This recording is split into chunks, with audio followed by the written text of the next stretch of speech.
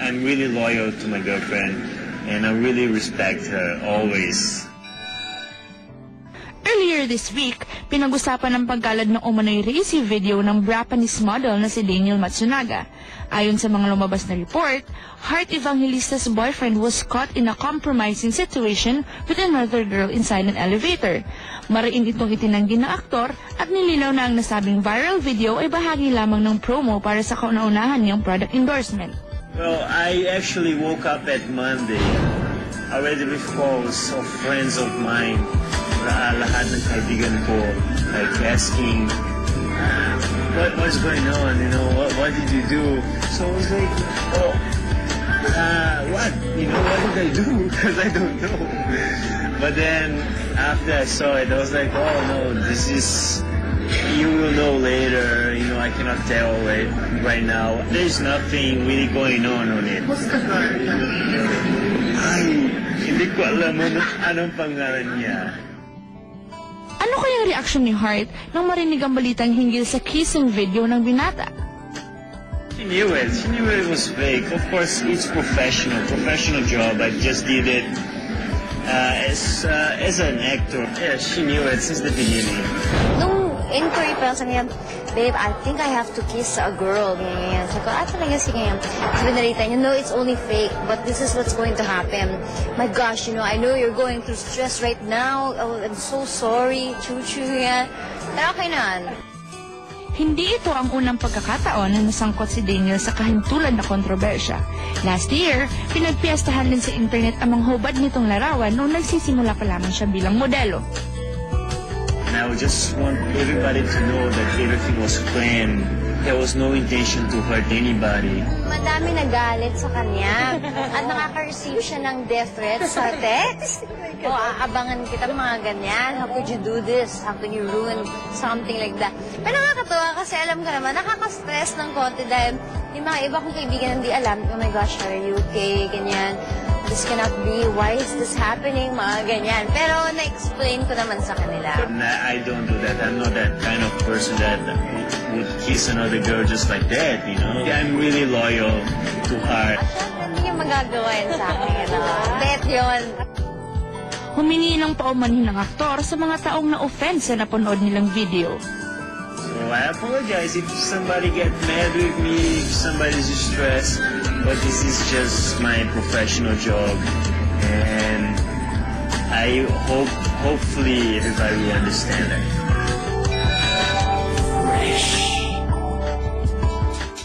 Kung hey Fat Choy, ayaw naming mag-red. Bakit? Ito naman ang damit natin, no? Okay. Kasi ano tayo talaga? Valentine's Day. Hindi, Chinese New Year. Okay, kaya ito na sa aming The Who. The Who ang hosting happy birthday nga pala kay Dr. Vicky Bello. Dr. Vicky Bello, happy birthday to Andrew BC of Flawless. And ito na yung, sino itong hosting na ito na cause of delay ng sarili ng show? I-raise sa aming The Who. I love you, Michaela. The Who!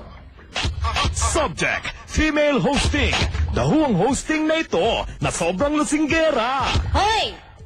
Sinong lasinggera? Hindi ako lasinggera. Whatever!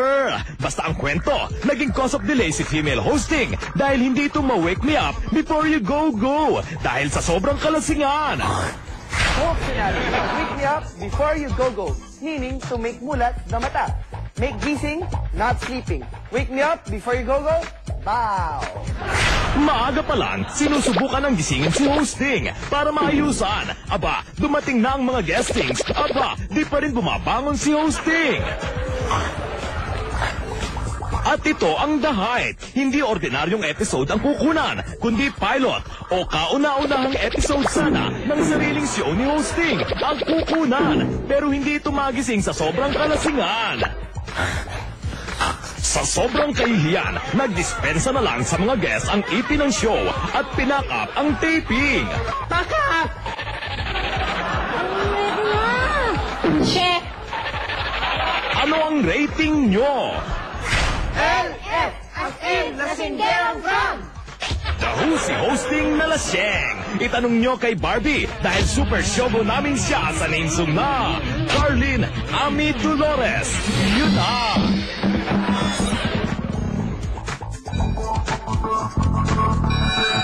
Basta yun nga, isang masayang balita. Ako'y makakasama na ninyo tuwing 12 noon. Umiinit ang seryeng Beauty Queen ni Iza, lalo na sa paglabas ng super sexy pictorial niya. Ano kaya ang reaction ng BF ni Iza? Nakita niya na yung billboard ko sa EDSA. Nakita na yung two-piece. Wow, good work, babe. Good job. So he sees how hard I work out. Magpapasexy ka na rin sa Men's Mag? He part owns Uno. And then I kept telling him that, you know, if I'm gonna post for a men's magazine, it has to be Uno. He even said, if you don't want to do Uno first, I'll understand. Wow! Pero ano itong latest development na magiging dabarkads ka na raw ng Itbulaga? Alam kong Feb or March. Ayan. Basta yun nga, isang masayang balita. Ako'y makakasama na ninyo tuwing 12 noon, pananghalian. Ako'y magiging dabarkads.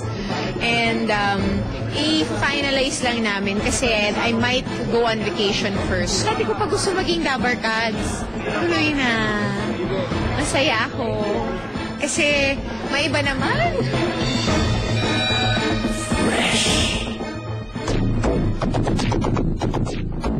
Eto na, sa poll. Ano ang may papayo nyo sa mga celebrities na gumagamit ng social networking sites? A. Use it para mapansin.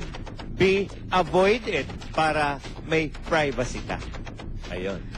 Uso kayo yan eh. Di ba, So Ricky? to vote, type react space A or B and send to 4627 for all networks. I-reveal namin ang resulta ng survey mamaya. Text na. Next na. For Lisa. regular showbiz updates, maging bahagi ng StarTalk TX like page. Just search StarTalk sa search bar, click like, at automatic member na kayo ng StarTalk Facebook like page sa Twitter. Search StarTalk_GMA7 and click follow. Tweet na. Tweet na. Okay. Oy, eto ngayon mga kaibigan, semplangan ang tabloid headlines. Abangan sa tabloid T ng T. The Tikbak Authority. Tikbaks Authority. At si Yasmin Curdy, biniltahan ng kontra-demanda si Baron Geisler. Abangan sa pagbabalik ng Startup TX. Ayan, okay. Ito exclusive, mga kaibigan. Exclusive. Ano yung exclusive mo? Ang kauna-unahang Pinay na nananalong Ford Supermodel of the World. Ibabahagi ang sekreto sa kanyang tagumpay mamaya. Wow. Abangan nyo yan. Okay, ito pa, isa pang exclusive. Church wedding ni na Kyla Ranillo. Aba? Ano ba sinabi ko? Kyla. Abay, malapit na rin ikasal si Kyla, di Oo ba? nga, oh. At si Kyla, may problema rin doon sa mga networking. May nakakaaway ganon. din. Okay, chismoso ako eh. Krista Ranillo at Nino Jefferson Lim sa Pilipinas. Postpone. Ba't kaya? Yung sa Pinas. Ewan ko. Ikaw ang dapat magaling dyan. Alam mo nga. yun. Abangan nyo kung bakit. At meron pa isa. Si Isabel Oli nakipag-date daw kay James Yap. Alam mo, buti na lang ang apelyido ni James ay Yap. At hindi Dap. Dahil kung nagkatuloyan sila, Oli Dap. Parang huli Dap eh. Okay. nga, no? Panoorin niya, pero nakausap ko si James eh. Pero mamaya, okay, huwag natin silang video natin. Spokesperson. Abangan nyo lahat yan, yung sinabi namin. Lahat ng yan, sa pagpapatuloy ng StarTalk TX.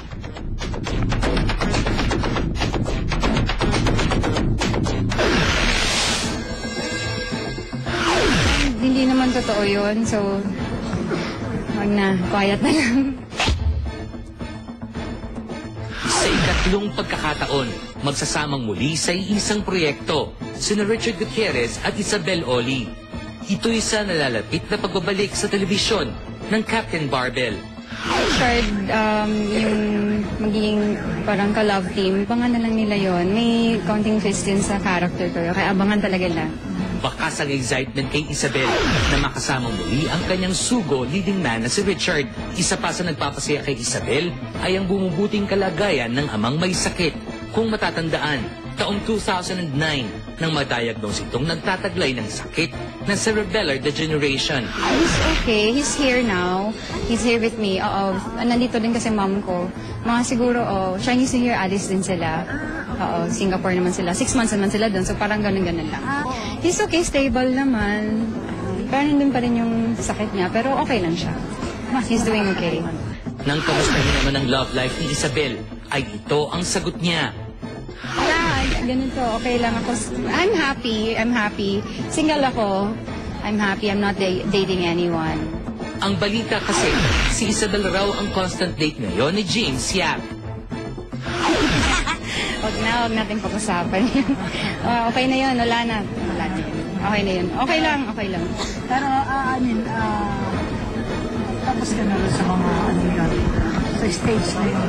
Oo, and hindi naman totoo yun. So, wag na. Quiet na lang. Ayoko mag-comment. Basta kayo. Sure! Basa tayong tabloids! Para sa tabloids, Tina. Nagbasa target!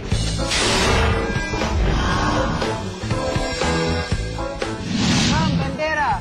Kasaan yung Oksan Ginoo Nilangaw? Bakit? Sa tabi ng basurahan ba kinasal? Nilangaw. Meaning, hindi dinao. Flop.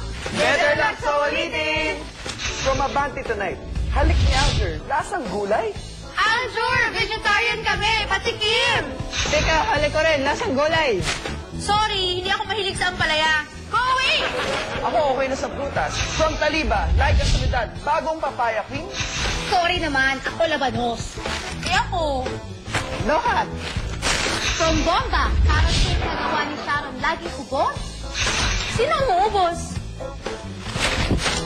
From People's Tonight, Stacey Jewel Mish, Baron is a complete gentleman to me. Magkatong sila si Baron. Pa! From Bandera, Baron, kailangan ng 1 million pesos para sa rehab. Saan siya magpaparehab? Sa 5-star hotel?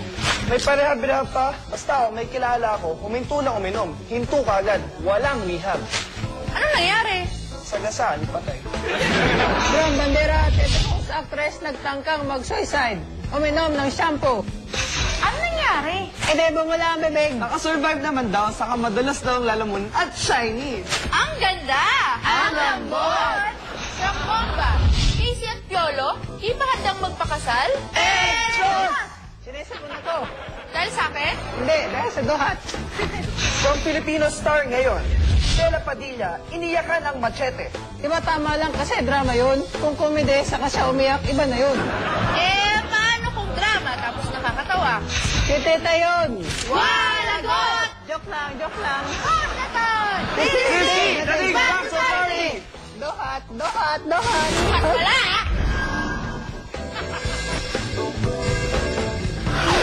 Po, humusga na lang po kayo sa mga ginagalaw niya sa ina-action niya. Relo ang iniregalo ng kanyang abogado sa birthday ni Yasmin Curdy, who turned 22 last Tuesday. Oh my God! Maraming salamat po. Happy birthday! Thank you po, thank you. Tamang-tama po kasi meron po siyang second hand, so kailangan ko po yun pag kumukuha po ako ng pulse rate. Surprise gift ding matatawag ang pagpepresenta ng kanyang abogado sa mga kaibigan nitong pintor upang ipinta si Yasmin. The painting session took place last Thursday. Po to para sa birthday ko. Saka na-excite po ako kasi ang dami pong nakikwento ni Atty. Tapasio tungkol sa mga, ang gagaling daw ng mga kaibigan niya talaga mag-paint sobra. Tapos sabi ko, wag lang nude, Diyos ko. Samantala, bilang mag-aaral na nahaharap sa problema, buo ang suportang natatanggap ni Yasmin mula sa pinapasukang paaralan.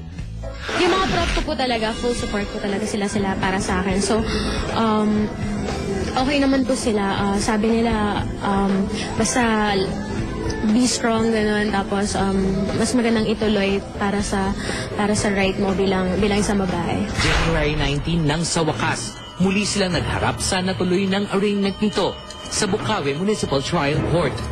Ano ang naramdaman ni Yasmin ng mga sandaling yon? Naiinis lang ako na nagagalit lang ako. Yung gano'n. Nung nakita ko siya, parang ako nakakita ng alam niyo yun? Para ako nakakita ng yung pagmumukha niya pa lang parang na. Alam mo yun? Tapos tiningnan niya ako, ngumisi pa siya. Alam mo yun? Hindi man lang siya sorry or something. Ngumisi pa siya. Paano kung hindi maiirita sa tao? Laking gulat ni Yasmin nang sinampahan siya ni Baron ng kasong paglabag sa Republic Act 3019 o Anti-Graft and Corrupt Practices Act sa Ombudsman. Ayon sa kampo ng aktor, wala raw katotohanan ang mga paratang ni Yasmin laban sa kanya. Pati po yung sila Superintendent Tanige, pati yun po, kinasuhan din po nila na ginagawa lang po nila yung trabaho nila. So parang, ewan ko kung ano yung kinurap ko sa kanya. Tapos sa ombudsman pa, hindi pa dapat para sa government officials yan. Alam nyo, bulok na yung style nilang yan eh. Sabagat ginawa din po